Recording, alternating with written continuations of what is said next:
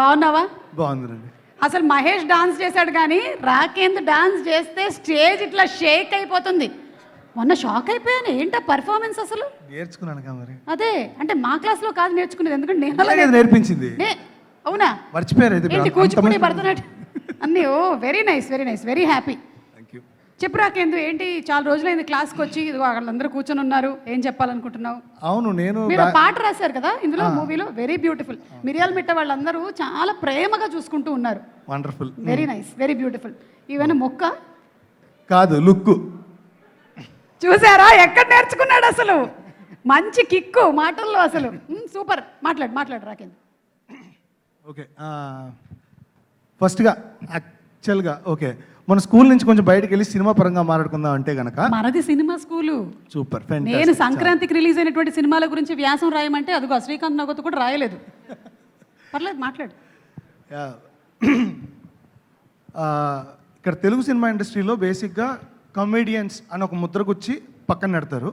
అది దురదృష్టవశాత్తు అది అలాగే ఇప్పటికీ కంటిన్యూ అవుతుంది. కానీ ఆ స్టీరియో టైప్ని బ్రేక్ చేస్తున్నారు ఇప్పుడు చాలామంది. అంటే ఇప్పుడు మీరు హాలీవుడ్ చిత్రాల్లో వాటిలో చూసుకుంటే కనుక ఒక జిమ్ క్యారీ కావచ్చు, ఆడమ్ శాండ్లర్ కావచ్చు, వీళ్ళందరూ బేసిక్గా కమెడియన్ అన్న పేరు ముద్రించి అక్కడ పక్కన పెట్టలేదు. They are actors. నవ్వించగలిగిన వాడే ఏడిపించగలడం చాలా ఈజీ అవుతుంది వాడికి. సో అది హర్ష అలవోగ్గా ప్రూవ్ చేశాడు మీకు. అది ఇది కావచ్చు, మన కలర్ ఫోటో కావచ్చు, సందీప్ తెలుసు ఆఫ్ కోర్స్. బాలయేసు is one of my favourite roles అందులో. అండ్ మొన్న మంత్ ఆఫ్ మధులో కూడా టెర్రిఫిక్ పర్ఫార్మెన్స్. సో ఏడిపించడం అతనికి ఈజీ అన్నప్పుడు నవ్వించడం డెడ్ ఈజీ అవుతుంది. సో ఈ సినిమాలో రెండు ఉంటాయి, అన్ని క్వశ్చన్స్ అన్ని ఎమోషన్స్ ఉంటాయి. ఫ్యామిలీతో వచ్చి చూడదగ్గ సినిమా ఇది.